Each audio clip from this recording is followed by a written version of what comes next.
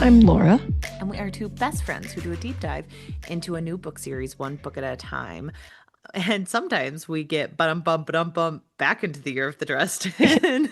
You know how, like, on Seinfeld, it's the summer of George? I feel like we're now the year of the Dresden has now become the summers of the Dresden. I had worse things to cover during the summer. These are lighter They're so reads that you light. Well, don't mind reading in the summer heat. Hannah, you're not gonna believe me. I was listening to this and I was like, has it been that rough of a year that I'm just really enjoying this book? Laura, I thought, you know what? This is the way these books are supposed to be consumed 6 months apart. Well, I I remember think, how when we were covering this last year, the first six books, I was like so annoyed with the recaps at the beginning of every yeah. one. This time I was like, I appreciate this recap because I did not remember a lot of this stuff that went down. I was like, oh yeah, he has a brother. Oh yeah, this happened. And then when I was on Reddit, somebody was saying, yeah, you could probably just start with book seven. And I was like, I hate that because I want other people to suffer, but I do get it. Yeah, I started reading this, and my husband doesn't like follow our podcast super closely, and he goes, "Why are you reading Deadbeat?" Because we are covering the first Mhm. 14 chapters of Deadbeat, everyone. And I was like, "We're getting back into the year of the Dresden," and he goes, "Ooh, this is actually a good one." I It was so actually is a good excited. one. And I do stand by, I think I've said this in previous season, like these are very 90s, early 2000s books that Yeah. are meant to hmm be consumed like I read a book and then I didn't read another book for like a year and a half and I picked up the Well, next I one think and like that's Yeah, what and I it's think it supposed to was very be. much like a thing for people who are big fans of the series. That's how they were consuming it, where it was like a book would be released, and then a normal amount of time would pass for him to write another book, Hmm. and then the new one would come out, and they would go and get that one and read it. And then they would wait. They would not Yes. read Six 37 books in books a in row. one go. Like you and I, right before I got married, where we're just reading six books like in and Two out. Just wildly delusional women decide when they're going to read all the Dresden Files our the year new that one of them tagline. gets married. Yeah, that I feel two like wildly delusional women. I feel like that could be the name of the podcast. I do feel like two wildly delusional women because we also started with Wheel of Time. So Yeah. like that was everyone was kind of like, why would The you wheel start with weaves as the that? wheel wills. Yeah, like everyone was like, why would you start with that one? Like we had a friend who We used to be are like, gluttons for punishment. who was like, "Oh, I heard you guys were covering Wheel of Time," and I was just like, "Can't wait to see that happen." Like, so yeah, we are gluttons, but we are Mhm. back in the year of the Dresden, covering Yes. Deadbeat by Jim Butcher. But hmm before we get into a book that both of us are weirdly enjoying, Laura, Yeah. what are you reading, watching, and or enjoying? So, Hannah, as you know, and everyone on social media knows, my hyperfixation this year has been the Bloodsworn Saga by Yes. John Gwynne, and I'm in the last book, and I'm having like all the feels. Like I heard a lot of like kind of strong critiques about this last book. I'm super enjoying it. It's very fast paced, and I do kind of wish that it would have been two books because I think we could have stretched things out and given a little more juice to some of the Mm, storylines. But yeah. I'm honestly pretty pleased with how things are wrapping up. I can't believe how attached I am to some of these characters, honestly, Oh, that's where certain nice. ones are appearing and I'm just like, oh, I, I just love them so much. I can't believe that this is happening or whatever. And even some of like the side characters, I'm like, I can't believe that I am so attached to this like bat-like winged creature that is kind of like a demon spawn that loves to eat teeth. Like who is also supposed to be delivering information and doing a bad job at it and is like, "Oh, I forgot to mention that." Like I'm so attached to Oopsies. these types of characters. And I also think too, one of the characters in particular has had a really interesting development in this part of the series for sure. And I've liked the character in previous installments in the series, but this one I'm just like this is all just clicking for me with this character and it shocks me Nice. because online other people are not attached to this character at all. They really hate her and I'm just like this is great character development. They're making her Gwynne made her storyline so much deeper and just gave her like such a great arc. I Oh. really appreciate it. And I I think kind of for me, something that stuck out was the fact that this character deals with a lot of sexism. Like this is a Mm. character who is very motivated and driven for success and has to work really hard to prove that she's not a nepo baby. And she does, and she works incredibly hard, gains status, and is starting to gain like battle fame and recognition. And people continue to question her even when Oh, she wow. becomes like higher status and has proved her worth time and time and time again. She's continually questioned for her strength, or if she has the cunning, or if she has this or that. And I'm like, none of these men have done all the things that Right. she has done, but she's continually questioned if she's going to be a good leader, if she's going to be strong enough. And I'm like, this is actually very well written to showcase someone in a Viking Norse mythology story that's dealing with a lot of sexism, Yeah. despite being an incredibly smart and capable individual. And I also appreciate this character just from the standpoint of like she's incredibly flawed. And I maybe that's why a lot of people hate her. But Mm. I really appreciate that this is a flawed character who has to really kind of deal with a lot of turmoil internally and also kind of a lot of baggage and stuff just from her upbringing and kind of overcoming a lot of the things that she was taught growing up and unlearning things. It's just a really great character. I just really appreciate it. But I'm closing in on the last 100 pages and I'm feeling emotional because it's ending. And I guess that means I'm going to have to read all the other John Gwynne books because I bought them Yeah. all. Mm. I do like, I feel like it's something that's been consistent with you, though, is that you do enjoy his representation of women. And you've talked Yeah. about like how this is a very unique experience reading a book written by a white man who seems to Hmm. like have a thoughtful interpretation of women. Not saying it never happens, but it's just, it's been a It very seems rare. good, yes. And it's been a good experience for you. So that Yeah, it and has been and I also awesome. kind of question too because like I said, a lot of the critiques that I'm seeing of one particular character online are critiques that are by men who have read Hmm. the series, and I kind of question if women are getting the same read of this character that I am, because I just think that this is a really great depiction and very nuanced, and I don't think that Gwyn has written a character in this that is like a woman character in this series that is like all good or all bad. They all have different amounts of like moral ambiguity, you know what I mean? And Yeah. I think that it just true to life. Like we can't put women into these boxes of just like she's absolutely evil or like, you know, Wicked Witch You of the mean West women are not situation. a monolith? Like, what are you Yeah, talking about? not I'm like confused by that. just sex objects or just like completely evil or somebody's aunt, that kind of thing. Somebody's aunt. Jim Butcher. Oh, wonderful. Karen Murphy was built like his aunt. Oh, that's Um, amazing. but yeah, I do think that the reason that I really enjoy this so much is just because I think that the depiction of women in the series is so fantastic. And sadly, it is kind of rare to me to read a book written, especially a fantasy book written by a white man who kind of nails it. And Right. I just really like it a lot. And I've become so attached to all of the characters. The writing I think is great. I even like picked up on like some of the little like isms that he has throughout here where he'll say like, "Ooh, that's deep cunning to do X, Y, or Z." And so then I catch myself like I said that to my husband the one day, like, "Oh, that was deep cunning of you to do that." And your And I husband was like, "What are you talking he's about?" like, Like, again with that Viking book. My gosh.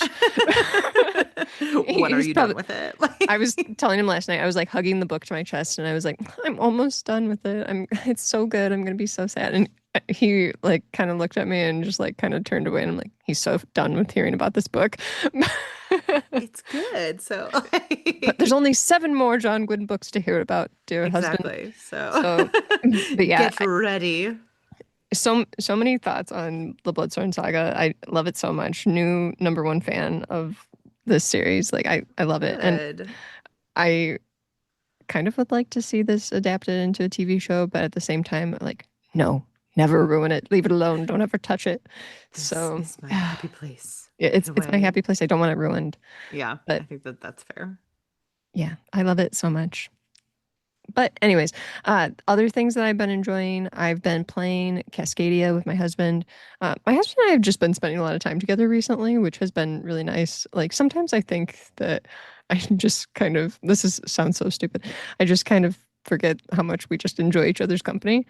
And I think that that's normal in marriage. Like you guys have been together for a long time, and that's I not mean, to be we've like, been together 11 years. So yeah, like it it's not it's a like you're long sitting time. there being like me, where sometimes I'm like, "Ah, I just love my husband so much. I'm like, wait until you're 5. I mean, it didn't take me that long Yeah. to get to the point where you get annoyed or whatever. But my husband Yeah. and I, we work together and then obviously live together. So it's just like a lot of time together. But I Hmm. think, especially in like the summertime, it seems like we spend a little more time like kind of doing things together. And just as of recently, we've spent a couple of days just kind of spending time with each other doing things, and we just had a really good time. And I'm it was one of those things where even like in the midst of us like doing some stuff, we were moving my goats around, and then we went and got ice cream, we checked our garden, that kind of stuff. And we're just talking and laughing and that excuse me, talking and laughing and that kind of thing. And I just had a moment where I just like stopped and I just kind of smiled because I'm like, oh, I love him. We enjoy each other's company. It's kind of nice to recognize that. But we have been watching, The Pit on HBO Mm-hmm. Max, and uh that show is giving me so many feelings, and I love it. I think it was just honestly like the perfect time for me to jump into a medical drama. And this is a very good medical drama. Yeah. And I especially enjoy the way that mental health is treated in this series, that it's very much a spotlight on the toll of working in a hospital and dealing with patients who are difficult in a time that is difficult, because this is a post-COVID setting. Yes. And I don't like saying post-COVID because we're still dealing with this, and this That is is not true. something that has gone away. We still like, please update your vaxes, and Hmm. also like wear masks, especially if you're in crowded places. Like I I have enough privilege that I don't always have to wear a mask, and I'm not in crowded places very often because I live in the middle of nowhere. But I do think that even saying like post COVID, it sounds weird to me because it's not over. We're still dealing with this. And a lot of disabled people are begging people to care about COVID more Right. because it continues to disable people. Hmm. So I just want to bring that up. But this show, The Pit, is very much dealing with a post COVID setting. And it is really showcasing a lot of the tension and anger that is present in patients, and how that anger is very much directed at the medical community, who are very much innocent. They are not the ones who Yes. did any of this to people. They didn't, I feel like they're overwhelmed. They didn't try to subject people to illnesses. They're trying to help people, and they're receiving so much pushback in a time where they're understaffed. People are being aggressive to them, assaulting them. They're not trusting their medical opinions Hmm. and preferring to go for Dr. Google. And I think it just really does a great job of showcasing a lot of different struggles that are happening within Yeah. society. And I don't want to spoil anything because I think people really should watch the show. But I just think it's excellent. Some of the characters were really well acted too. One of the doctors in particular I really liked was Dr. King, and she was I think she's a resident doctor there. And because it kind of follows like these four new doctors, they're medical students or they're residents who are Okay. starting on their first day in the emergency department in Pittsburgh. But one of them, Dr. King, I was like, wow, she does a really great job. And I just like really connected with this character. She has a sister who is disabled in the show and everything. And I was like, she's actually a pretty good actress too. And so I looked her up and I was like, oh my gosh. Uh, because her dad is, what's his name from Breaking Bad? Oh, Oh, not remembering his name now. are you talking about Bryan Cranston? Bryan Cranston, yes. Oh, Nepo baby. Oh yeah, and Yeah, she so got she has gotten so much great like feedback for her role, and she is like people are she's so literally great. bullying her for being a Nepo baby. And it's like, yes, we can understand that there's privilege that comes with that, but you could also like be a human being and realize that she is a Oh human being yeah. as well. I Like, mean, I thought she was great, and I had yeah. no idea. I was literally like 8 episodes in, and I'm like, I just really love this doctor. She's so good, and I want her to be my doctor. And I just really appreciated the way that she was able to show so much emotion and so much empathy in her acting Yeah. that I feel like that's so hard to do, but she did Right. a great job of it. And so I looked her up online and it said that, oh yeah, Walter White is her dad. Yeah. And Walter White is her dad. What a terrible time. Stop being mean to her. Walter White is her dad. Elaine Bennis's ex-boyfriend, the dentist, is her dad. Malcolm in the Middle's dad is Oh her my dad. gosh, welcome in the middle. So I that was just kind of like, oh my gosh, okay. But yeah, she was great. And then the lead actor, Noah is Wiley. Wiley. Okay. I think he was in ER also. Was he not, Hannah? Yes, he You're was in the ER ER. person. There's actually some drama that he Because apparently had looked into doing a reboot, and then like he and the showrunner didn't want to have to pay for it, and they just made the pit. well, I was just gonna Like, say this was originally supposed to be ER the sequel. And yeah, so it ended up kind of falling through, and then they just were like, we'll just make our own medical drama. And so they did, and they've done a great job. And it's all within like a one shift period of time that we're following Mhm. these characters. And so we're getting each episode is like an hour of the shift, which I thought is really cool too. Yeah. But I also appreciated that this was another show similar to Adolescence where you kind of just like see the camera moving from one room to the next. Mm. And I really like that kind of style. Yeah. And I think it also is one where this show needs to move into a slower pace thing from a faster pace and higher tension, higher stakes situation. And it does that. And I think Oh, that that good. format of filming really is perfect for that type of thing. But Noah Wiley, I was telling my husband, I'm like, I don't know anything about this man or anything like in regards to his background or anything like that, besides that he was on ER. But as I'm watching him in the show, he's so great. And when he interacts with some of the patients, I see him like smile and I'm like, he has like a kind face. I don't know if Yeah. that's true, if he actually is kind, but like when he smiles at some of the people, I'm like, he just looks like a kind person. And some people just have kind faces, and he has one. I remember I had like the biggest crush on him during the ER run because I mean, he is cute.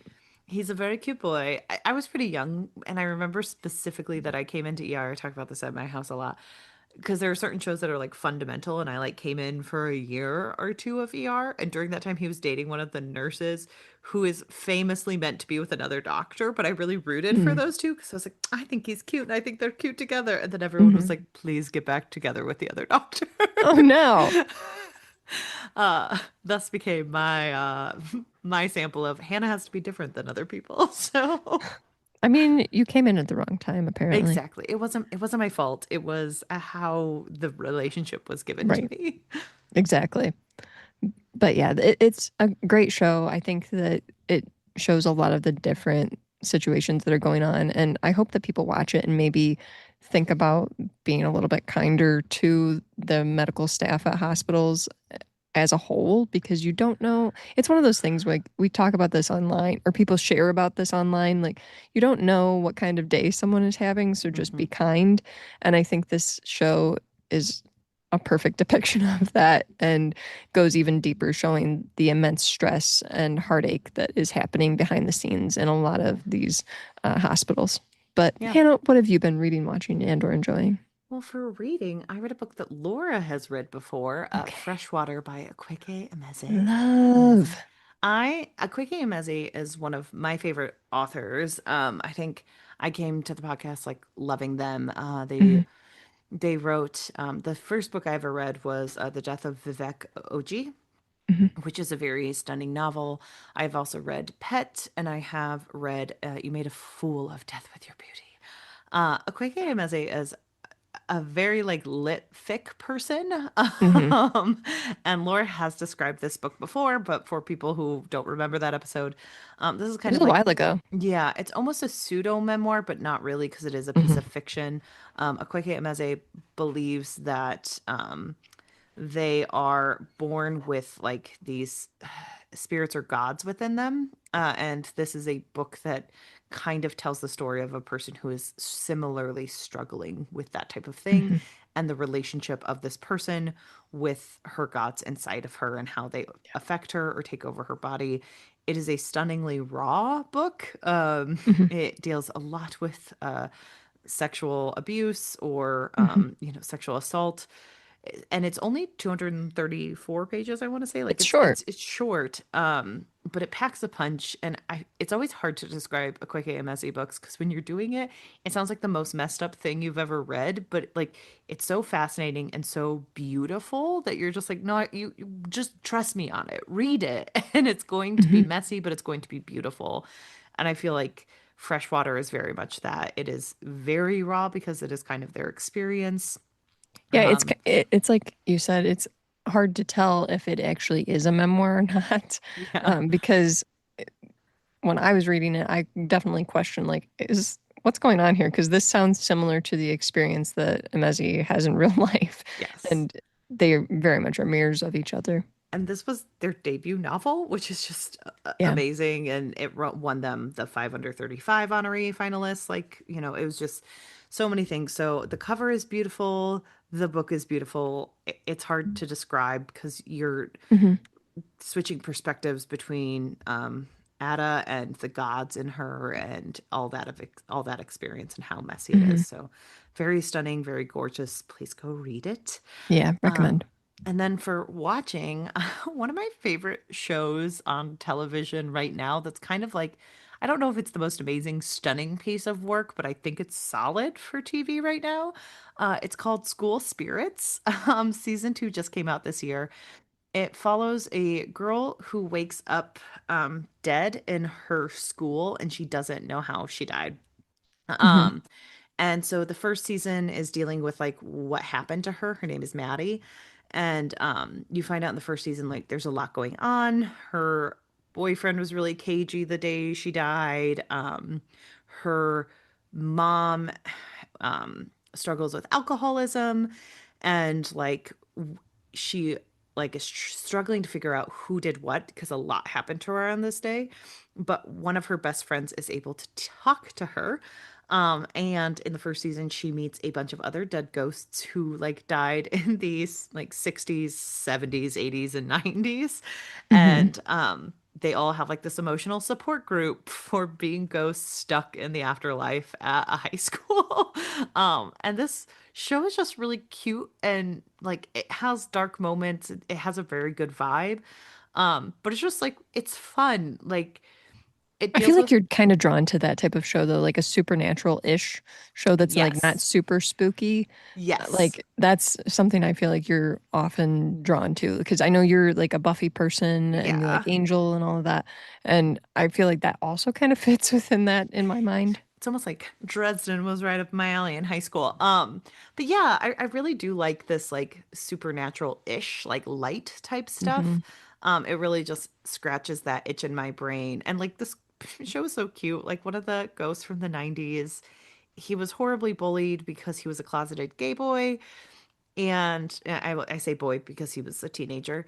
And his crush, who like they never had a full on relationship, is now a teacher at the school. So some of his Oh, unfinished business is like wanting to deliver him this no. And like a small spoiler is like her friend helps deliver it. And it's very meaningful to this teacher who like had a lot of regret on his end too because yeah. he lost his friend. And that's beautiful. Yeah. And in season 2, he kind of gets a romantic love interest, which is also adorable. And Oh. there's just like a lot of sadness and bittersweetness. The girl who is from the 60s was murdered by her school guidance counselor. And so Oh. she has a lot of like trauma and angst because he did it because he had like helped her as a student. Um, And when she succeeded, he didn't want her to quote unquote leave him because he had helped like give her this leg up in his mind. And so I'm not she's gonna lie, I have had weird feelings about guidance counselors just because the one that we had at our high school, he was kind of a creep, and we all kind of like made jokes about the fact that he would pretty much only invite like the really popular quote unquote mm, hot girls to come to talk to him about like what to do after high school, and so it's like, uncomfortable. that's weird. I And had a so you're saying female that like gives me guidance vibes of counselor, that. but like, yeah. And she has like a lot of anger and resentment towards that. And she kind of like, she's just a very dynamic character. She's very interesting because like in the second season, it does deals a lot with like her isolation with like all these ghosts who are making connections outside of her as like things get, you know, shifted and people get Mhm. closer. And I really appreciated her look. And a lot of this also deals with like people who are stuck and then finding out that their perspective may not be what they thought it was because, you know, Sure. they're, you know, stuck in this school. But then it Hmm. has like moments of levity where, you know, they've been around for a while. So one of the kids, he has his 80th school or his he's from 84 and he it's supposed to be in 2024, so he has this 20-year reunion Hmm. and they're playing 80s music and like he made them all learn a dance so they just all do the dance together. Oh. And it has really interesting world building where like they can destroy stuff but then it reverts back to its original form and no one Hmm. notices that they destroyed stuff, so it has like a good motif because like they play with that a little bit in the second season, like what if a ghost could make something permanent, how could that happen, you know? Honestly, So I like that because it relieves some of the frustration that has existed in other stories where, yes, if you know what I mean, like about where it's like ghosts, all of a sudden I'm passing through you. and then Like they're like, I can't even grasp onto touch you. anything. Yeah. So I really like the show. I think it's It sounds very good. interesting. You see a little bit of boy buns this season, and I was like, "Ooh, I'm getting too old." Where I know that that Mm. man is in his 20s, but like in my mind, he is a high schooler. Yeah, So if he's a high schooler in the I'm like, show, that's. "Ew." I'm So seeing online that it is a graphic novel that was So adapted. I actually think it was a graphic novel after Oh, it was really? adapted from a forthcoming graphic novel. So Oh, like it was okay. So they're making created a but graphic never novel from released. this. Um and so that was interesting because like because it came out before the graphic Hmm. novel got released. I don't Yeah, know how that weird. quite works, but I really like it. I think it has trippiness. The second season raises the Also, stakes. Wisconsin, it says. Yeah, So it's from Wisconsin, which I always laugh at because it's barely from Wisconsin, like they say it is. But I wouldn't say that it's. just like you, barely from Yeah, Wisconsin. I'm You're barely actually from from Wisconsin. Illinois. Yeah, exactly. So it's really well done. I like all the actors. I think they're doing a good job for, you know, It being sounds like a people in their very Hannah 20s. show. Yeah, it's a lot of fun. So I binged season two. I will say there were a couple scenes in the final episode that made me laugh, and I was like, "Oh gosh, it feels like a teenager show right now," but it is, so it's okay. Hmm. Um, and then I recently rewatched the movie That Thing You Do. Have you ever seen it, Laura? No, what's that So one? it's a movie from the 90s. It's actually like Tom Hanks's original directorial debut. Okay. Um, and it's a movie I grew up watching and I loved. And it's about this group who have a one-hit wonder, like, you know, those like one-hit wonders where a Hmm. band comes on the scene, they sell a ton Sure. of one song and then they just disappear into Like all like the songs that Leslie Knope was listening to after the Harvest Festival. exactly. Okay. Like, so that thing you do follows like a guy named Guy Patterson who joins this band because like the original drummer broke his arm like on the eve of a Hmm. show, and they get this like wildly popular single and it's about them traveling the country and playing this like one hit. And it's one of my favorite movies. I think everyone should watch it. I don't know. Like it has a wild, like a weirdly, like it has Liv Tyler in it and Okay. Charlize Theron. And she's Well, just how not timely doing. is that? Because Liv Tyler is mentioned in this section of Dresden Files, but Yeah, okay, so keep going on. but like I really like that movie. It's fun. The song rocks. And I always get made fun of when I watch movies with my sister-in-law because she's like, "You just sing all the songs in these movies you watched a million times." And I'm like, "Yep, that's Hannah vibes." I'm just like, "I'm gonna sing this song because I know it." But yeah, I enjoyed that one as well, and I think you should Was that watch part it. of a double feature? Um, I can't remember. Did we watch a second movie? I mostly remembered That Thing You Do Now I'm because. like It was always waiting fundamentally for what the important to second me. movie is, and you're leaving me high and dry here with no second I movie. know. I physically can't remember what the second movie was. Because it was something random. Because we thought about doing a Charlize Theron, like, oh, let's do that one next. But it Hmm. might have just been That Thing You Do. And then we watched like some Wow. Taskmaster, which Jason Mantzoukas' season of Taskmaster is 10 out of 10 Is he? hysterical. He's so funny. He's just he went on the show, like that show is specifically for people who are trying to complete a task and like getting Mhm. frustrated. And he's gone on the record that he came on to be a chaos agent and just destroy stuff. Sounds So, exactly right. Like I expect um, nothing else. so there was a task where you were supposed to like drink something as like daintily as possible or something. And he goes to do it and he's like shaking a shaker and it's yogurt and it falls Oh. out. And so you could see it on his face where he's like, well, I just lost this. So gets done and then he just pushes the table over. Just walks away like that was the plan all along. Um, so yeah, he 10 out of 10. Go watch that. I think the season's really well. They have a What woman is on. Taskmaster on? I always forget. Oh, it's on YouTube. It's on YouTube? Um, Okay.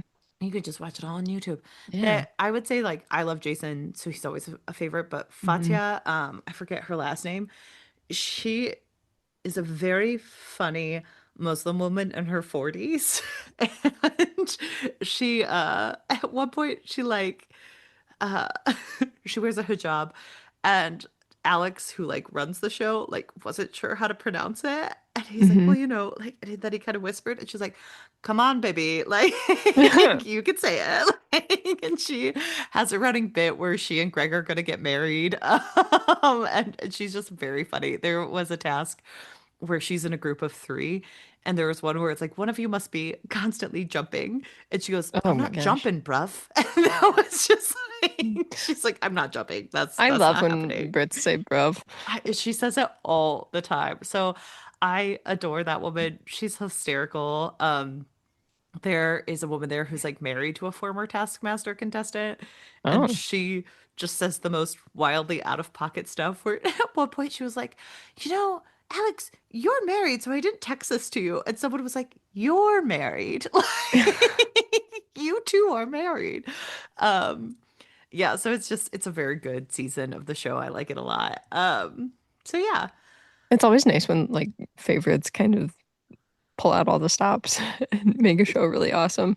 Well, and it does feel like Jason Mantzoukas. I mean, he's a chaos agent, and he's like Hmm. very not what the British people are used to. Um, but Yeah, you I can wonder how also, they're reacting to that, honestly. I mean, they laugh a lot, but he also is like doing terribly on the show. But I think he was okay with that. I don't think he cares. But he's also like, I love this band because he's so uniquely wholesome. So I was reading an interview with him today, and they were like, "What was like the biggest thing that you didn't realize?" And he was like, "I didn't realize I didn't get to hang out with the other contestants. Like I thought we would all Oh, be hanging out a lot more." And it's like, well, how do you not root for that man? Like, yes, he's ridiculous and yeah, he that's gets sad. dirtbag roles, but like he just wants to spend time with everyone. Well, I think honestly, he just gets dirtbag roles because he's been typecast. So, Yes, he is a man who just drinks tea and like hangs out in his home at yeah, night. So, um, avoids eggs at all costs. at all costs. He can't eat them. Screams about it on Nailed It. Yeah, exactly. He screams about it on How Did This Get Made as well. I was gonna say, So, I'm just thinking specifically of his episode of Nailed It where him and Nicole are just like screaming. And it's like, oh my gosh, this is almost too much. well, should we get into another man who was screaming at his newly found brother over the Hmm. state of his apartment? Let's do it. All right, let's dive in to the ear of the Dresden. Ba-dum bum ba-dum bum. We're back, baby. Um, and so we start off he about just how we're a murderous race and it's just this Hmm. long diatribe of him walking into his apartment and being like I want to Yeah. murder my brother Thomas. I'm not used Well, to having I a mean, he's brother. doing the thing where he's like recapping everything and he tells us that he has a brother, which I'm glad because I totally forgot. Oh, I'm I like, can never forget that that man is his brother. I'm like, oh yeah, Thomas is your brother. Yeah, I kept it locked down for a secret for you for 2.5 books, so And I I still will forgot. never forget. Yeah, like so it wouldn't have mattered. I could have told you No. anyway. But Thomas, as we remember in the last book, was excised from his white vampire community. And so Mhm. he's been living with Harry for the past couple of months. And it's not going too well. in Harry's studio, non-studio apartment.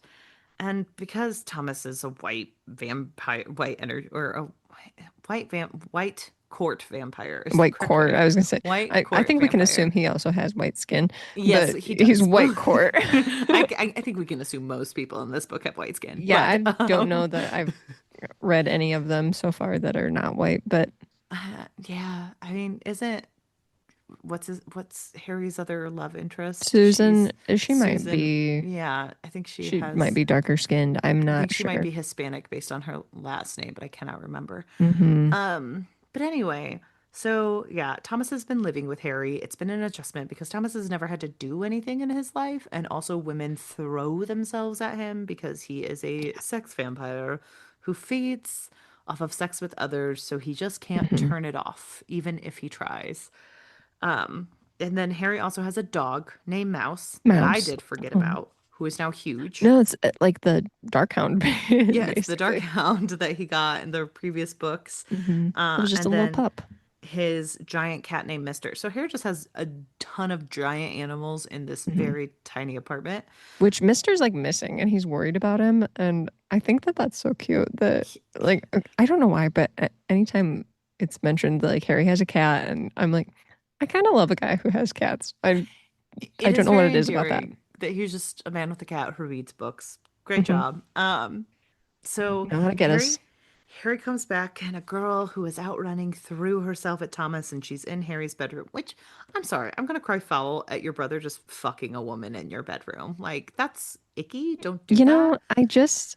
I think that we're supposed to assume that vampire culture is just not as caring I about think that we're those supposed type to of things. assume that we're not supposed to be care because Tom has got some. High five. Oh, gotcha. We're in dude bro Yes. mode. It's dude bro culture. Excuse I you. was giving it too much credit and thinking, well, vampire culture, No, I because you think know it's me, like vampire aficionado. I was trying to lock into all the things I know about vampires. I think we're in that Incorrect. New Girl Getlinger joke where Got he's it. doing word association and Winston goes morning sex and he goes good if he can get it. Uh, um but anyway, so the lady leaves and Harry is kind of like, "Dude, my bed, what's happening? Did you mhm. even let my dog out to pee?" And Probably Thomas not. is like, "Hey, I couldn't help it. I'm sorry. This is hard. I can't turn it off. I'm trying my hardest." And he's like depressed and He's everything too. well, and then he got fired because a Mhm. woman at his job, his manager, sexually harassed him and assaulted Yeah. him, and someone caught them. So like he's just not having a good time. It's a hard adjustment coming from vampire life to trying to be normal. And so he kind of, storms out. And then, but before he does, Harry says, "Hey, Murph is coming over." And he goes, "Your girlfriend?" And he's like, And I was I don't think immediately of her ready to like throw that." up because this is the moment I've been This, dreading. And it's brought I up know. so many times within this first section. Like, will they, won't they? They work together. They shouldn't. Oh my gosh, Harry, you want to, but you can't. And she's Well, with because someone Susan else. is now off the page, so we need another woman for Harry to pine Hmm. for, because he has to be miserable somehow, And Laura. Karen's there. We've And known about her. Karen, So she's there. she's been mentioned since book one, and he saw her in her underwear last book. So, like, what's Mhm. he supposed to do? Not be turned on by her? There haven't been as many mentions about her being an ant-like. So That is true. She was an aunt before this. yes. When Susan's in the picture, she's a little too matronly. They, But but also in this book, he's like, "Oh, she came in a button down," and I'm like, in the last four books, you would have you been like, hated that. "Oh, she just covered everything up that was good," and in this one, you're like, "A button down." Like, excuse you. He does Um, have a moment though at some point where he's like, "My libido always getting in the way," and I'm like, "We know we know it. we've been We're here. well aware of your libido getting in the way." But remember, Laura, Butcher has to remind us of every single thing that's happened before. So we have to remember this context. That's true. Actually, as we're going through this, how far are we? I started to like the book less. we're only 13 pages in. We'll Oh get back my to the good gosh. stuff because this is just scene setting. Because immediately Karen's like, I am actually leaving with Kincaid, Mhm. the mercenary killer who's not a human from the Yeah. last book. We're going on vacation together. Could you water my plants? And Harry is like, I don't like Kincaid. I think he's dangerous. And she's like, that's my business. Like, could you water my plants? Right. Um, and later he does say to Thomas, like, I think I was supposed to stop her. And I was like, she never gave off that energy. No, She gave no. off the Well, energy of, and could you water my plants? the thing is, too, I feel like Thomas is very much like trying too hard with this, in my opinion, where he's like, you're never gonna know until you try. That's not how love works. You're not like, and I'm like, Thomas, shut it. Please, please shut it. What? No. Thomas is that awful man in the background going, men and women could never be friends. They could never have a Yeah. platonic relationship. Um, That's actually very true. That's that's a good assessment of that. yeah. Well, because Thomas has people throwing themselves at him all Yeah. the time. So Karen heads out to, go hang out with Kincaid, a man who actively has wanted her since he met her Mhm. and not waited until Susan was out of the picture. Yes. And then Harry is checking his mail, and there is a random letter here. And you know that this is a book from the early 2000s because there was still people checking their mail on the daily. Because in 2025, Murphy would have been turned into the police because Harry just never opened his mailbox. um, because there is a handwritten envelope with photos of Murphy killing vampires in the last book, but they look very much not like vampires. Yeah. And it says, Dresden, I desire a meeting with you. Right before this, I'm Harry not gonna goes, lie. This seems so ridiculous to me. When this when I was seems listening to this, I was like, who takes this seriously? Like, there's moments where later on we're supposed to be like, oh, fake news, and I'm like, but then we believe this. How can we believe this? also, there's a moment where right before this letter happens, Harry goes, we did burn Mavra to a crisp in the last book, but I don't know if we could determine that happened. She's lived a long time. And I was like, was that a question in the last book? I don't remember it being a question. I just thought she had died. We burned to a crisp. But maybe it was someone else. Shrug. And in fact, he is right in this assessment of a question I don't remember people having because Mavra signed the letter. And she's like, It's so like, come on. This yeah. is one of the like the biggest like I actually want that character back moments that an Yeah. author could have. Oh, I did kill her too quick. How do I get over? Well, she looks creepy, so obviously there has to be another creepy Yeah. looking vampire that they killed. And so Harry Harry, doesn't pay that much attention to women. He's too focused on their boobs. not an ugly one, not an ugly like Yeah, hag like Mavra. Um, so not an ugly one. no. So he goes and meets her at his grave that says, Harry, Dresden died doing the right thing. Yeah, Do you know in what I like Graceland. about this? I like that Harry was gifted this this tombstone in the last book, but it was just like handed to him. I do like that the Doesn't it Red say like Court he did his best or something like that? it says he died doing the right thing. But Okay, I like worse. that the Red Court said, we're going to gift you this gravestone to really insult you, but also we did buy you a plot in a famous graveyard. I know, in Graceland. That is very good, like scheming on their Yeah. part. They really went all the way. So he goes there, and Mavra like comes out of the dirt, or she looks like a dead Hmm. woman, and he's like, "Hey, Mavra, what's up?" And she tells him that she is going to turn in all of those photos and ruin Murph's life unless Harry helps her find the word of Kemmler. And he's like, "What? No, you can't And do he's that to like, Murphy. She's my new love interest. I care and about her now. Mavra's like, exactly. I knew the whole time. That's why I've uh, got this backup letter on Susan." oh, I like Mavra being like, hey, who's his love interest right now? Okay, get those pictures over there. You know who I'm picturing in Memphis is just like Yzma from Emperor's New Groove. Pull the lever. Not that lever. Susan's out of the Where picture. she's just like this evil, incompetent. Well, because Harry's like, what if I just killed you right now? And she's like, then the letters will be sent to the police. And it's just And like, it's like she is the police, so I don't understand oh, this. but But but anyway, wait, the police don't like Murphy anymore. That's right. yeah, Never mind. because she helps with the magical things that go Yes, bump in the night.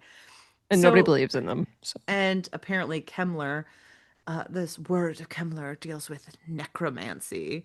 And so mhm. we're gonna get a zombie novel, Laura. It's Yeah. coming.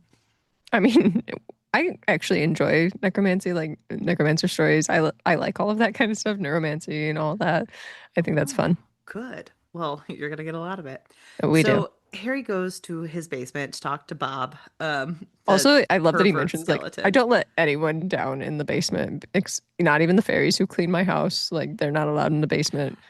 I also like that the fairies come, they come clean his house, but he's not allowed to tell anyone who cleans his house. Like they're just weird about it. And he's like, I don't know, it's stupid rules. I do like that kind of like Hmm. throwaway, that is very funny world building.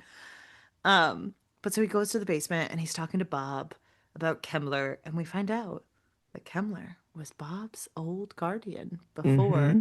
Before Justin. Before Harry's mentor Justin.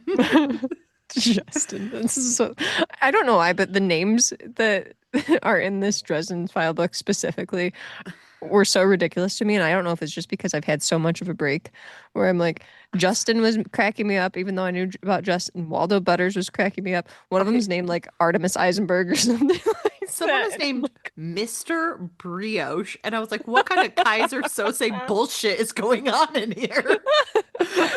Their names are so freaking ridiculous. I had a moment where I was like, I don't think you know anyone with that last name, Mr. Butcher. Like, what are you He's doing? literally. Okay, do you remember on Unbreakable Kimmy Schmidt when Titus is trying to come up with the name of someone, He's doing Kaiser Ronan Farrow, Sose. Yeah. and he's like Ronan Farrow, Pharaoh. Yeah. like looking around naming things. Yes, that's exactly what he does. He saw a brioche bun and said, That's yeah, I know what I'm talking, Mr. naming my head Brioche. coroner. Um, Amazing. so he's talking to Bob about Kemmler and how he used to be charged with him. And Bob says, I might know what happened, but I purposely forgot. And he's like, don't Hmm. make me remember. I am a being of knowledge. And he even asks to come out of the skull, but not leave the room, Hmm. which is very un-Bob like. And Harry tells him he can leave, and they have a Hmm. conversation. And Harry, he says, are you ordering me to tell you what happened? And Harry does. And Bob gets creepy and scary and says, like, I Hmm. could ruin you. But luckily, Harry said, when I tell you to, you will forget the entire conversation. Did you listen to the audiobook or I no? did not. I'd read Okay, this. I don't know why, but it made me think like, is he a Nazi? Like, what, Bob what, or Harry?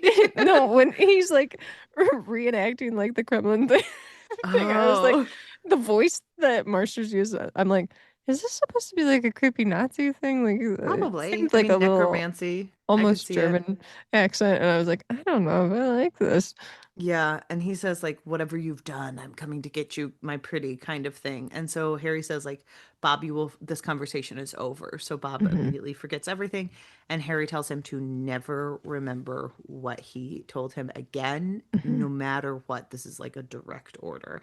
And Bob does apologize because like this is really scary for him Yeah. too. We also know that Kemmler, most of his works were apparently burned, but similar to Mavra, they may have been other things. We It don't may know. have just been, who knows, someone's diary. It may have just been some other man named Kemmer or Somebody's something. bills.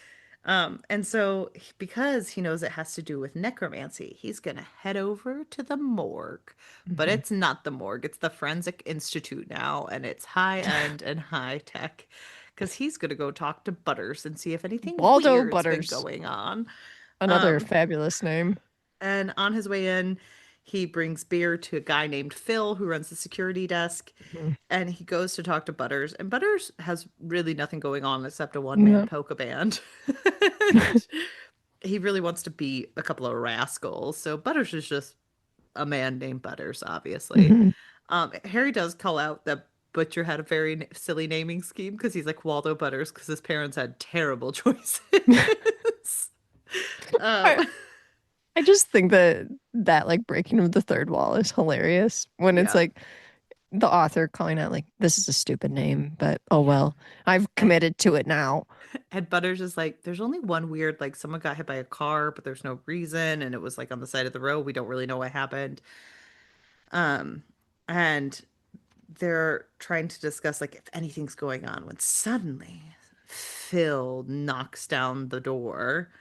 Um, and all these men enter and they don't see Harry sitting in the middle of the room because they've Hmm. only got eyes for Butters. And it's a man who's like, "You're gonna come with me." And Harry kind of listens to him to see what he's gonna say. And then he's like, "I'm gonna step in and stop you." And the guy just gives him his name. He's like, "I'm Gravane." And it's like, why'd you tell him that? That was I was unnecessary. confused by that as well, where I was like, don't show all your cards here, my guy. Like, why would you immediately just be like, you want to know who I am? I'm going to tell you, even though it's an immense secret. And that could have helped me, but And whatever. he also is like talking to Harry Dresden, who's infamous for being kind of a thorn on everyone's side. And he's like, "Agree to be my lieutenant." And Harry's like, "I'm not gonna do that, you No. weirdo." And so a fight ensues over Waldo Butters. And Harry is in over his head because Phil is extra strong, extra fast, and very scary because he is dead.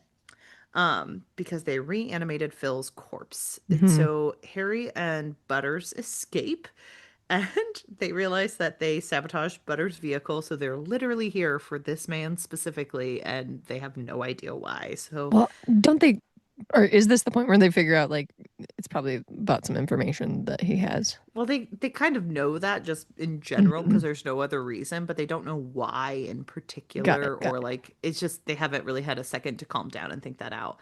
Um, so they get behind the blue beetle and they drive away as people shoot at them. Um, and so Harry takes Waldo back to his apartment and he's like, "Well, this is gonna get bad.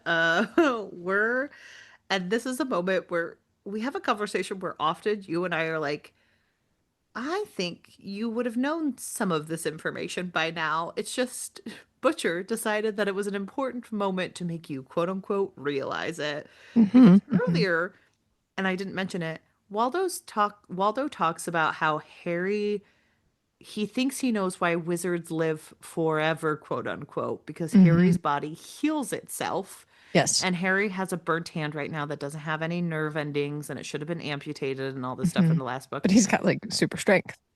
Yeah, and but like he could potentially heal everything. But then Hmm. Harry is like, "Hey, Waldo, magic is real and there are vampires." And he's like, "I don't know if I could believe that." Sounds like fake Shrug. news. And I'm like, This is the fake news part.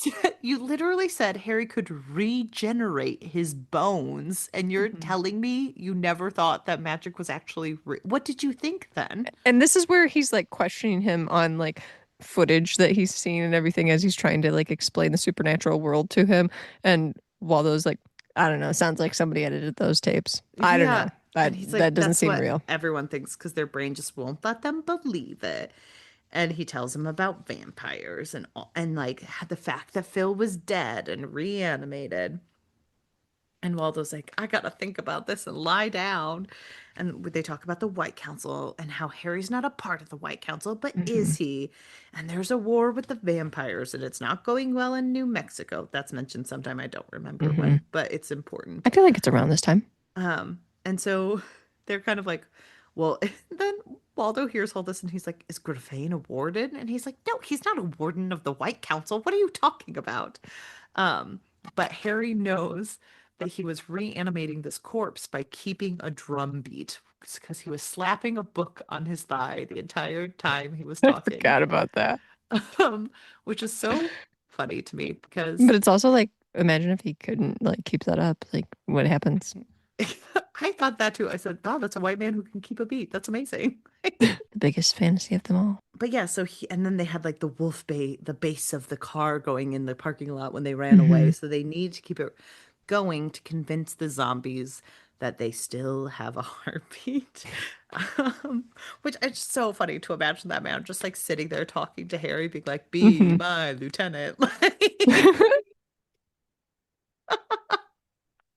It's honestly distracting. Like I I don't think I could have a conversation with that Like, person. They please sound like a stop that. nightmare. Like, but I understand you want to kill me and you need the zombie to do that, but like, could you just turn the bass in the parking lot up Like, louder? I'm gonna need you Like, to turn that down. I need you to stop doing that. I physically am overstimulated right now.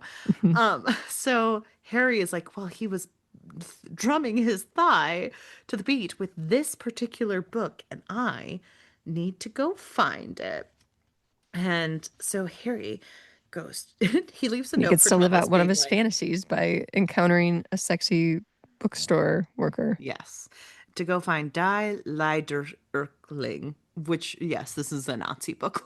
Yeah, I was gonna say it seemed like he was putting on the accent with Bob, and I was like, oh, is this a Nazi thing? Daily Erkling. Yeah, it's a Nazi book. I do like that he leaves Butter is in his house because it has all the wards, but he leaves Thomas a note and he's like, "Hey, this guy is safe." And it's like that you're relying on a lot of like again, people read notes so well in this book Well, series. the thing is too, like we are still in the world of Dresden where like all technology like just is Yes. kind of outside of his reach because it mess his magic, his abilities Yes. like mess with technology. And so that is a bit of a loophole there. And like it's to the point that he doesn't even trust an answering service. And he's like, I really wish that they still had the people that sat there and took messages. Right. No, and this is also a moment where he's like, "Oh, I had to go to Lincoln Park, and it's Hmm. a dicey neighborhood sometimes." And I'm trying to put myself in 20 years ago Lincoln Park because that is a like frou-frou neighborhood that all the parents move to with their I mean, that's children where the that they children's hospital is. So, yeah, like I'm just like I don't think that that's accurate, but it, maybe 20 years ago. okay. Um, so anyway, he goes to this bookstore run by Artemis Bach, a man who was born and his parents say that's going to be a man who has a Artemis bookshelf. Bach, that's what it was. Yeah, I like couldn't Artemis remember what his Bach. last name was. It was like, what a Uh, weird name. and Harry goes back into the room and he meets with the sexy bookseller that you talked Hmm. about. She's got Um, curves in all the right places, and he's like, my libido, man. And her always name getting tag, in the way. and her name, of course, is Sheila because we have to know Hmm. that she's a white woman. Hmm. And she helps him find the Nazi book. And he goes and he has to, and there were two, but someone bought it last week. And he's like, I think Hmm. I know who purchased it. And he buys the book, hoping the check won't bounce. But as he leaves, there are two people waiting outside for him. And he wonders if it's High Noon or the Maltese Falcon, because Dresden's a reader. Um, and they are there to get the book. And there's a woman and a man there. And he says, uh, he says his name is Goeth, and they're kind of here to destroy it. It seems like they're the anti Gravane, that Hmm. they have some type of machination. Um, They're like, no, throw it into the fire. and Harry realizes that he's seen these two before at Hmm. Bianca's masquerade, and they were the ones who like they gave his godmother the fairy, which I didn't remember who Leanna Nasadai was. I was like, who is that? And a page later he's like, my fairy godmother, and I was like, Yeah. thank you.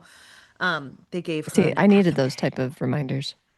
and it's their name is Kumori and Cowl, sorry. So Kumori and Cowl fight Dresden, and again, Dresden's in over his head, and they're super strong, and he doesn't know what to do about it. And this is a moment where everyone has started telling us that Harry Dresden is like one of the most powerful wizards, but then Hmm. they're continually stronger than him. Yeah, So that is true. yeah, it's just a weird tension that doesn't exist in my mind because I'm like, if you're going to tell me he's super strong, and then Is it one of those things though where like even though he's like really strong, that there's just like different layers to magical ye- abilities amongst like different types of people? yes, and I think a little bit of it is it's also supposed to be in the book's defense foreshadowing towards what we Yeah. find out after this, because Harry is able to use Hellfire. Hmm. Um, and he is fighting them off and doing his best. And then who comes in to save him? But Billy the werewolf back again to You're my save best the friend. day. You're my best friend. And he's there with his girlfriend Georgia, and they race to get Harry out of there. Georgia's kind of like, is it vampires again? And Harry's like, no, it's other people. New friends. And they race to Georgia's house, parents' like palatial house, to keep her safe as Harry is like passing out. And once he comes to, he overhears them talking in her kitchen, and she's like, "Well, we I think Harry's in over his head, and I think we're putting ourselves in danger, and something's different about him. And you should Well, and always they're trust." talking about his hand and everything Yes. too. And so yeah, and then he like comes in and he's like, I could hear everything. And well, and Billy talks about the fact that he smelled brimstone on him, and this is Hmm. when That's our Harry tip off. brings it back to the angel book we read, where he's like, Hmm. a couple books ago, I touched a silver coin, and when I touched it, I was exposed to I this left fallen this angel. rune in the middle of my hand.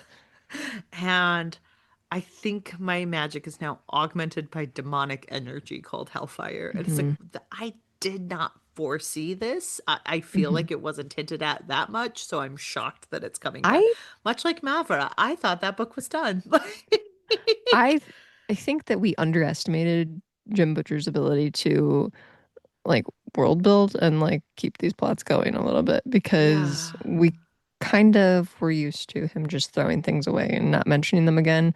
But now he's like, Yes. no, I want to mention it again. Well, and It's I not think in just the about previous vampires. books, he was like, we were like, oh, is this leading to something? And we're like, oh, the room is more vampires. Okay, thank you. Yes.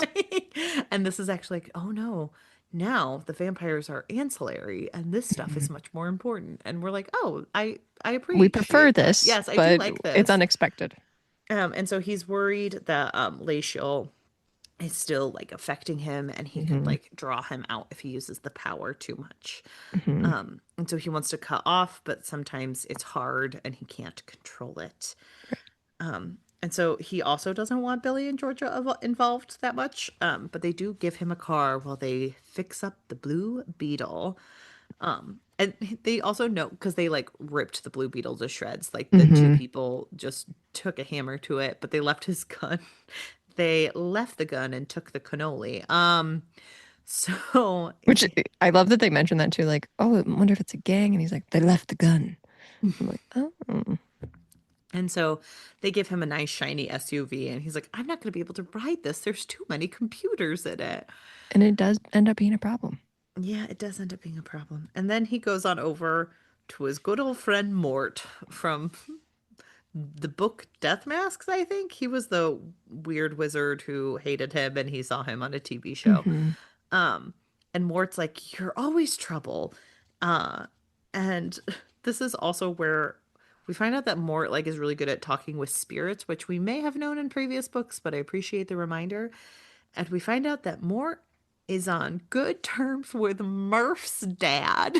And this is the first of many times Murph's dad is brought up. And I didn't need it, but fine, I I guess. because he was also on the force and apparently did Yeah. so many favors for so many people that everyone's like, "Oh, you're trying to help Karen Murphy? Yeah, you know what? I'll help you out because her dad did something for me and I owe him one. He's And a the thing good is, stand-up guy." why couldn't Murphy be the stand-up person? I Like that don't know why annoys she me. couldn't have That had like things that she's been saving Chicago for so long. Like, come on. she's the best thing that's ever happened to Chicago. We've heard it a million times. Weird energy to be To like, just be like, actually, it's her dad. Her do you gift to want the to world was her dad. do you want to know what's more realistic than people having any amount of appreciation for Murph? Mort talking to her dead dad. Yes. Like, that is actually more likely. So that's the Yes. one we're gonna go with. Why would we think anything else? Men will do so much before they will respect a woman. It's so hard. It's it's the oh gosh, yeah. So he's like, "Oh, this is about Murph. I'll help you with that." And he says that like the dead are kind of antsy. Something's going on. They don't like all this movement. Hmm. Um, and he helps him like figure out where there are these like markings on the map that show like either zombie Yeah. work or something from like Kemmler's group of people. Because Mort is like, I don't want to mess with Kemmler's people, Like, I but I don't do want want to help. Nazis, but I, I can excuse Nazis, but you can excuse not Nazis. besmirching Murph's dad. Like, you can excuse racism. One of the funniest jokes on Community. Britta going, I can excuse racism, but I draw the line at animal cruelty. And Shirley going, you can excuse racism. Chef's kiss on amazing lines. Um, so anyway, Harry goes back to his home. He clips his mailbox. He doesn't know how to drive a giant SUV. And he goes to sleep. And as he's sleeping, he dreams of threatening trees. And he meets his dad in his dreams. And Malcolm Dresden is a stand-up guy in a flannel shirt. My dad was a magician named Malcolm. Malcolm Dresden. My dad was a magician. And his dad is like trying to give him a warning about the demon. And he says, beware the Jabberwock. And then he says, this is real. And I'm like, well, if it's real, Malcolm, you could be a little bit more straightforward. Just say exactly what you mean. No more riddles. Like, you said it's real. Like, you could have just been like, hey, dude, Lachel is gonna get you. So stop doing what you're doing. It's so funny to be like, beware the Jabberwock. This is real, my son. Like, wild energy.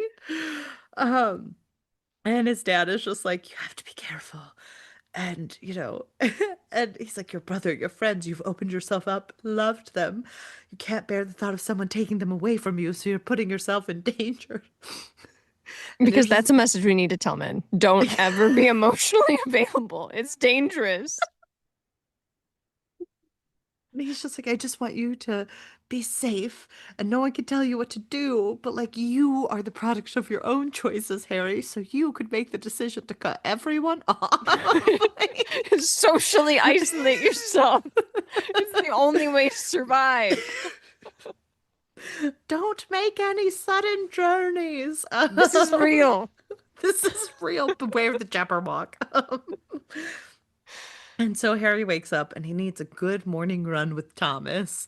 And they run on the beach. I do think it's so funny how much Harry or Jim And then they Butcher have to is like. race. Butcher has a moment where he's like, I set this in Chicago, so I'm going to tell you every single landmark you're He seeing in loves to drop Chicago. landmarks in Chicago. And just like Except I know there's so one point, much. and I didn't, and I was even questioning myself because he mentions Soldier Field, but I think he says Soldiers Field. And I'm Oh, like, this was I saying it's wrong my entire no. life? I miss the soldier field, but I did laugh hysterically at him being like, he's on North Beach, one of the most populated beaches in Chicago. And I'm like, no one goes to North Beach to go jogging. Like, unless you're 22 and like just out of your fraternity, you're not running on North Beach. You're going up to the north or the south like a normal human. Harry Like, Dresden does. he's just up so early. And so this is where he's He running even with exercises Thomas. better than everyone else. No one fights like Dresden. Um, and during this run, he has a moment where he's like, if I can be careful, I could tell Thomas everything, and Mavra would never know. She's not going to be Mhm. buried in the sand somewhere. Oh, um, wait. and so he tells him all about Murph and how she's in trouble and also having sex with Kincaid at this very moment. And And this he is might when Thomas like like drops her. all of his relationship advice. Yeah. And Thomas is like, we're brothers. Come on. Uh, I and always wanted a brother. I was a wanted brother. Just like you. Um, but Thomas is kind of like, Dresden, like, let's kill Mavra. And he's like, we can't. We'll hurt much more, and I might love her. And then they have a heart to heart where Thomas admits that he's also struggling because he's literally starving because he refuses Mhm. to feed like he needs to after he lost the love of his life, What Justine, was when her? he Yeah, fed on her Justine. too Yeah, much. there Um, was. He ran out of names, so he had it was just like Justin, Justine. Perfect. Adoni, They're nor not in a will lot of ever the same notice. scenes. Yeah, they're never in the same scenes together. They're not going to be mentioned on the same page. It's fine. It took us Um, 7 books to notice. and Justine was touched by Thomas in the last book in a way that like sucked out most of herself, and she is Mhm. now like in a vegetative state. So, Yeah. um, So he he has like incredible guilt over that. yes, so he refuses to feed, and so they have this little race, and then Harry goes to drink water, and this is such a funny moment where like, yes, they've been jogging for a while, but not to the point where Harry is like, I need water more than I need life itself. But it works for the plot. Hmm. So Harry has not had a drink in 48 hours, and he Hmm. is trying to drink, and Thomas hits it out of his hand, and he's like, that's what it's like. And Harry's like, oh, I understand you more now. I'm so sorry. And so then we smash cut to leaving Thomas behind and taking Butters back to the morgue to find out more information on that weird, weird man Hmm. who got hit by a car. And we go back to the oh wait, no, before this, they find out about a murder at the Field Museum. Oh, yeah. I was going to say there is a moment too, because you Yes. were talking about like dropping historical sites, because then he mentions like Sue the dinosaur, and he's Oh, like, and it's not those fake bones either. It's the real thing. oh yeah, he talks about Sue. And I'm like, what? I loved that he was like, we gotta go to the Field Museum. You gotta see Sue. Like I've seen Sue. It is cool, It but is cool, but I, like, I just I thought it was so look, funny that like Laura, we're it's both from Illinois. We've both seen Sue. it's not those fake bones. It's the real thing. I'm like, You gotta what? go to the real girl at the Field Museum. And this is where he says a whole block north of Soldiers Field. Yes, But it's soldiers. he says soldiers with an apostrophe S, like the soldiers own the field. That's incorrect, right? It's Soldier Field. Okay, I was gonna say I was like, have I been saying this wrong my entire life? Um, it's also very funny that he's like, oh gosh, it would have been terrible if it was a Sunday with the bears at home. And I'm like, public transportation exists. You I feel could like it's take not even it. that bad with the games, but what do I know? I mean, it could be technically, but like Harry, you could take public transit. Right. It's possible. But he has to drive everywhere and fuck up a car. So anyway, they go to see this murderer. He talks about Sue the T-Rex. Hmm. And he kind of is sneaking around because he finds out that like someone was brutally murdered, like Yeah. stabbed multiple times. He was there working on a Native American display because of Hmm. course he was.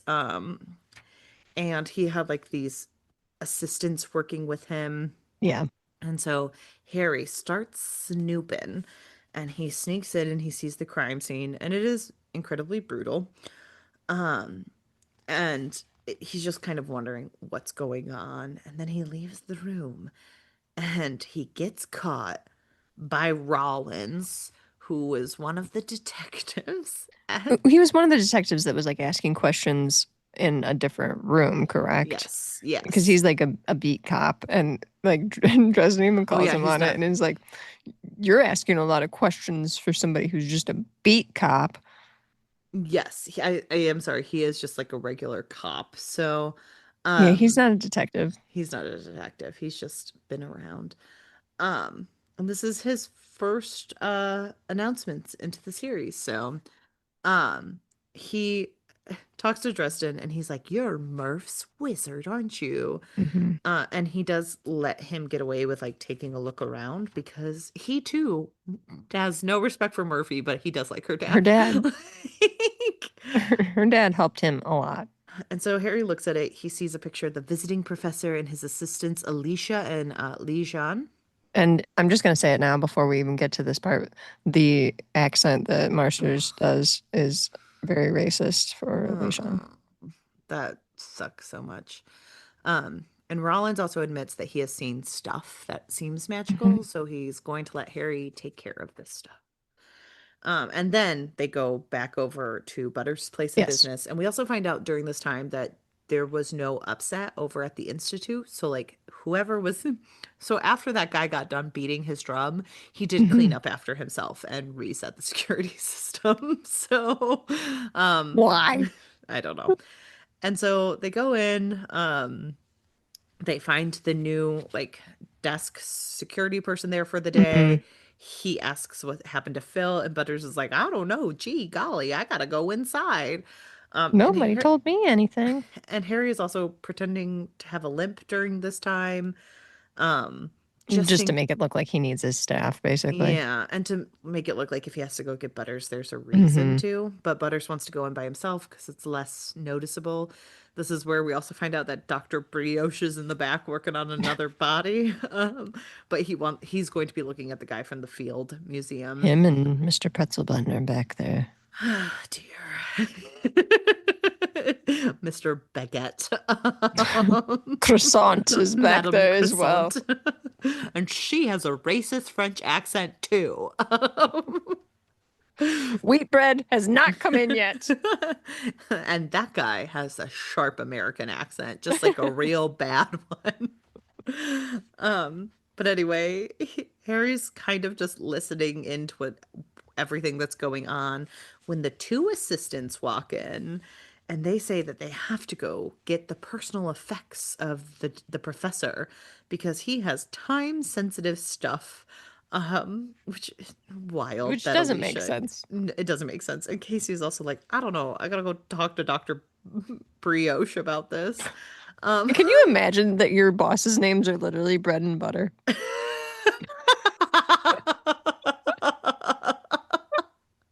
Come on. If you put it all together, it's just a nice soup and sandwich. Jim Butcher is always hungry and he's waiting. I mean, his name is Butcher, so he's just trying to make a nice sandwich. But anyway, Alicia and Lijan are frustrated that they can't get back there, and they start whispering, and Harry's listening in on them. And Alicia's also like, Lee, stop talking so much. You are giving everything away, and you are And I was like, foreshadowing so Marsters, much. please stop doing this Right. accent so much. And they're talking about how they have to get back there. That, and we find out that Lee likely ate part of the professor because he is in fact a ghoul. Hmm. Because Harry sees his true face. And he also calls Alicia his does he call her his master? Like a Um, keeper or something. I'm trying to remember what it was. yeah. Let's see. Because Harry's like, oh, called her that. That's weird. Yes, my lord. And Harry's like, my Hmm. lord. Um, and so he like, and she's kind of also being like, Jean, you are the person that we are in trouble for. Like, you did this. You were short-sighted. Stop. I'm trying to clean up your mess. And so Hmm. Harry sneaks on back to go talk to Butters. And he goes in while Butters is working on this man who was hit by a car to figure out what he knows. And of course, and he's like, there's new bad guys. And Butters goes, more of them? That's not fair. And this was the moment where I too was thinking, there are so many bad guys in this first third that I can't Yeah, remember them all at this point. Like there's three different groups so far, and then I forgot about Mavra already. So there are four different groups so far. but just wait, there's but more. but there's gonna be more. And so Harry is like, "Oh, look at this dead body. I recognize that guy. What's his middle name?" And his name is Eduardo Antonio Mendoza. And we found out that he Bony is Tony Bony Tony, a smuggler who was famous for doing the sword swallow in a traveling circus. and working with Johnny Marconi. And that is how this section ends, where he goes, we're in a whole nother league of trouble because Bony Tony worked for John Marconi. And that's the end of the first third of the book. Um Man, the first couple chapters are a rough start, but I feel like we're actually getting like You know a what? good layered mystery here. Like there's so many moving parts, we don't know what's happening. It's pretty Yeah, good. I've greatly enjoyed our time together, but I hate to say we shouldn't have broken this down because I've started to dislike the book more as we were talking about it. Like when we start to say this stuff out loud, it sounds so ridiculous that Well, I'm like, I can't believe I liked this. The thing of Ba-dum-bum, the year of the summer of the Dresden is that it's a light time and it's meant for jokes all. So that's what we're doing It's because been a rough year. I've really enjoyed this book so far. I've been having a good time. I think we actually have a layered mystery on our hands. Mhm. I don't need Mavra there. Harry could have just been assigned a case. Why is she here? But it's there. It's the reason he's looking for Kemmler, the Mhm. Nazis book.